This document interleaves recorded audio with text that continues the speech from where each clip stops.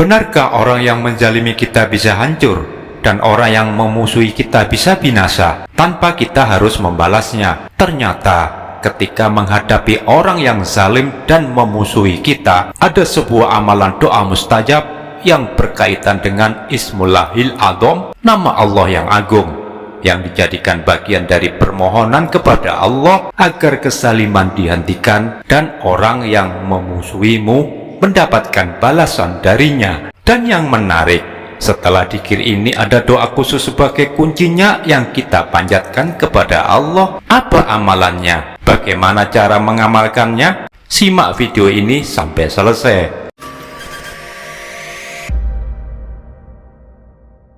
Bismillahirrahmanirrahim. Assalamualaikum warahmatullahi wabarakatuh. Ya Rabbi sholli ala Muhammad waftah minal khairi kula muqlab. Pemirsa beriman yang dirahmati Allah, tahukah engkau ada satu doa yang pernah didengar langsung oleh Rasulullah Shallallahu Alaihi Wasallam, menjadikan kalimat doa ini sebagai sandaran utama, terutama ketika beliau berada dalam situasi yang sangat sulit, genting atau menyedihkan. Lalu kalimat doa apakah yang dibaca tersebut? Dan nama Allah yang agung yang mana yang dimaksud oleh Rasulullah Shallallahu Alaihi Wasallam? Dalam sebuah hadis yang diriwayatkan oleh Abu Daud dan At-Tirmizi dari Anas bin Malik radhiyallahu anhu. Suatu hari Anas duduk bersama Rasulullah Shallallahu Alaihi Wasallam di masjid. Ada seorang sahabat yang sedang sholat lalu berdoa, "Ya Allah, sesungguhnya aku memohon kepadamu karena segala puji hanya bagimu. Tiada Tuhan yang berhak disembah selain Engkau, yang Maha Pemberi, Pencipta langit dan bumi. Ya Zal Jalali wal Ikram, Ya Hayyu Ya Qayyum." Mendengar itu Rasulullah Shallallahu Alaihi Wasallam langsung bersabda, "Sungguh ia telah berdoa kepada Allah dengan namanya yang paling agung, yang jika seseorang berdoa dengannya akan dikabulkan, dan jika meminta akan diberi." Masya Allah. Perhatikan bagian terakhir dari doa tersebut, Ya Hayyu Ya Qayyum. Jadi apa sebenarnya keistimewaan Ya Hayyu Ya Qayyum? Banyak keistimewaan jika kita mewiridkan zikir ini.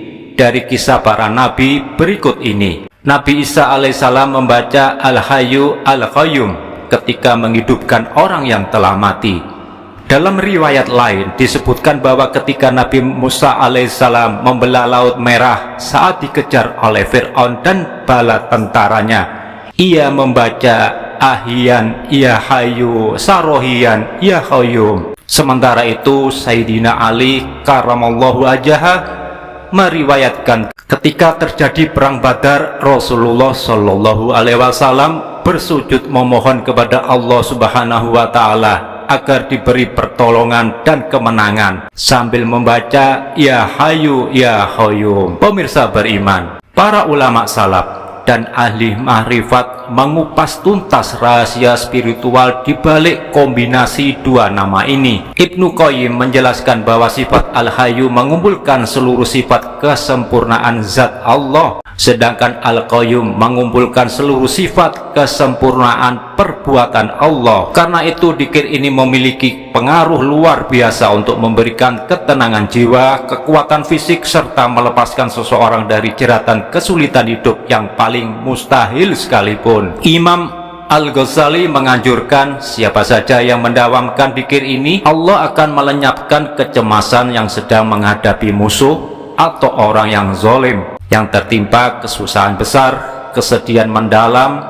Hendaknya orang itu untuk memperbanyak wirid Ya Hayyu Ya Qayyum birahmatika astaghis, maka Allah akan membukakan jalan keluar serta akan mengalirkan rezekinya dari arah yang sama sekali tidak disangka-sangka. Ya Hayyu Ya Qayyum maknanya Allah yang maha hidup dan Allah yang maha berdiri sendiri menegakkan seluruh makhluknya. Maka ketika seorang hamba mengucapkan Ya Hayyu Ya Qayyum, ia sedang memohon kepada Allah yang maha hidup dan yang menjadi tempat seluruh makhluk bergantung. Lalu bagaimana cara mengamalkan Ya Hayyu Ya Qayyum?